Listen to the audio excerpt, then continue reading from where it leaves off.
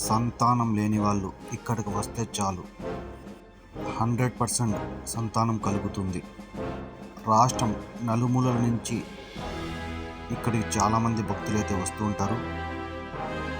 సంతాన లక్ష్మిగా పిలుచుకునే రెడ్డమ్మ కొండ గురించి మనం ఈ వీడియోలో తెలుసుకుందాం. అన్నమయ్య జిల్లా గుర్రంకొండ మండలం చెర్లోపల్లి గ్రామంలో వెలిసిన రెడ్డమ్మ తల్లి కొండ చరిత్ర మనం ఈ వీడియోలో తెలుసుకుందాం. మదనపల్లి నుంచి 44 కిలోమీటర్లు, కడప నుండి 84 కిలోమీటర్లు, రాయచోటి నుంచి 31 కిలోమీటర్ దూరంలో చెర్లోపల్లి గ్రామం అయితే ఉంటుంది. అక్కడి నుంచి 1 కిలోమీటర్ దూరంలో అయితే మనకి రెడ్డమ్మ కొండ అయితే కనిపిస్తుంది. 100% సంతానం కలుగుతుంది అని భక్తుల నమ్మకం. ఇక్కడికి వచ్చి ఆ తల్లిని వేడుకున్న వారికి నిరాశతో వెనక్కి పంపిందే లేదు. సంతానం, ఆరోగ్యం, ఉద్యోగం సమస్య ఏదైనా ఇక్కడ తల్లిని వేడుకుంటే ఖచ్చితంగా వరాలిస్తుంది. 16వ శతాబ్దంలో ఎల్లంవారిపల్లిలో ఉండే ఎల్లంరెడ్డి వంశానికి చెందిన రామిరెడ్డి, నాగమ్మ దంపతులకి రెడ్డమ్మ తల్లి పుడుతుంది. ఆ తల్లి చిన్నప్పటి నుంచే పార్వతీదేవికి భక్తురాలుగా ఉంటుంది. ఆమె తన పొలంలోనే ప్రతిరోజు ఈ పక్షులను తోలడానికి అయితే వెళ్తూ ఉంటుంది. ఒకరోజు ఆ దారింటి గుర్రంకొండ నవాబు అయితే వస్తాడు. ఆ తల్లిని చూసి ఆమె పైన మనసు పడతాడు. తన భటుల్ని పిలిచి తన దగ్గరికి వెళ్ళి పిలుచుకొని రండి అని చెప్తాడు. ఈ భటులు ఆమె దగ్గరికి వెళ్తారు. విషయం ఇలా చెప్తే, నాకు అలాంటివి ఏమి ఇష్టం ఉండవు, నేను పార్వతీదేవి భక్తురాల్ని, ఈ పెళ్ళివి ఇవన్నీ నాకు తెలియదు అని చెప్తుంది. భటులు వెళ్ళి ఆ నవాబ్కి ఇవే మాట చెప్తారు. కానీ ఆయన నేను పిలిస్తే రాలేదనే కోపంతో ఆమె వెంట పడతాడు.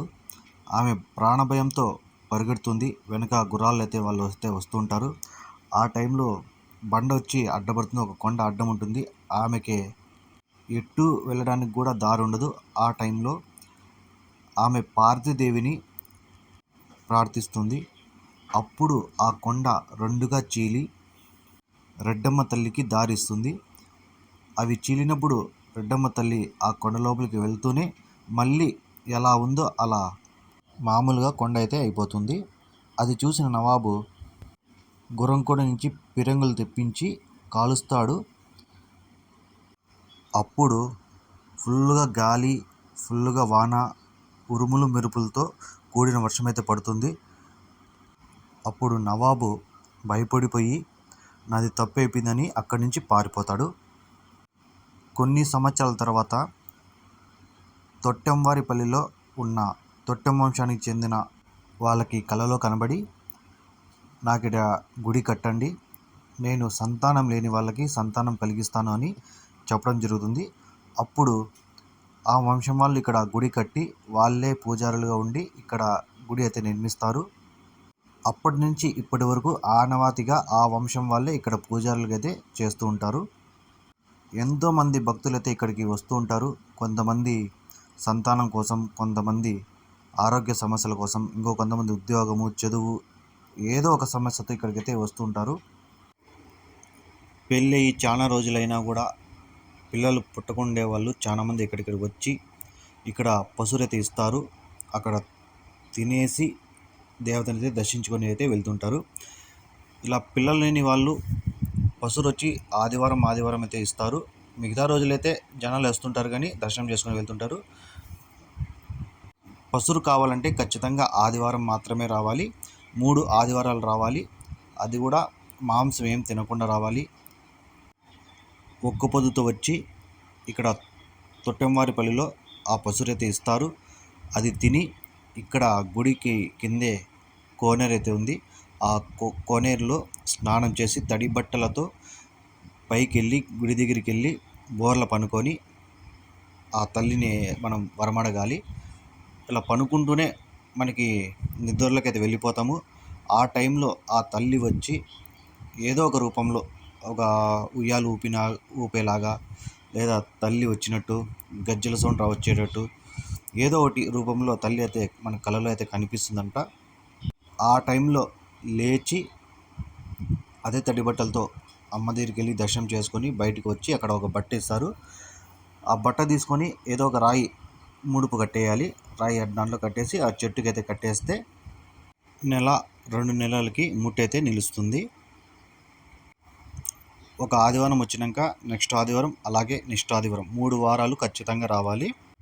తర్వాత ముట్టు నిలిచినాక 3వ నెలలో 5వ నెలలో 7వ నెలలో వచ్చి ఇక్కడ పసురిస్తారు. ఆ 3 పూట్ల పసురు తినాలి. ఫస్ట్లో 3 ఆదివారాలు, తర్వాత 3వ నెల 5వ నెల 7వ నెలల వచ్చి ఇక్కడ పసురు తినేసి సేమ్ అలాగే దర్శనం చేసుకుని వెళ్ళాలి. తర్వాత పిల్లలు పుట్టినాక కూడా పిల్లోళ్ళు ఆరోగ్యంగా ఉండడానికి కూడా మళ్ళీ ఇక్కడ పసురు ఇస్తారు.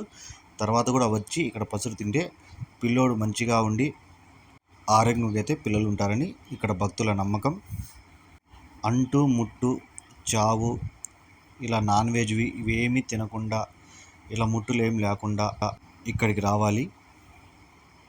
అలా ఎవరైనా ఇక్కడికి వస్తే అక్కడ పైన తేనెటీగలు ఉంటాయి, అవి వాళ్ళ మీద దాడి చేస్తాయని ఇక్కడ పూజారులు అయితే చెప్తూ ఉంటారు. ఇక టెంపుల్ కూడా ఇప్పుడిప్పుడు అయితే ఇంప్రూవ్మెంట్ అయితే చేస్తున్నారు.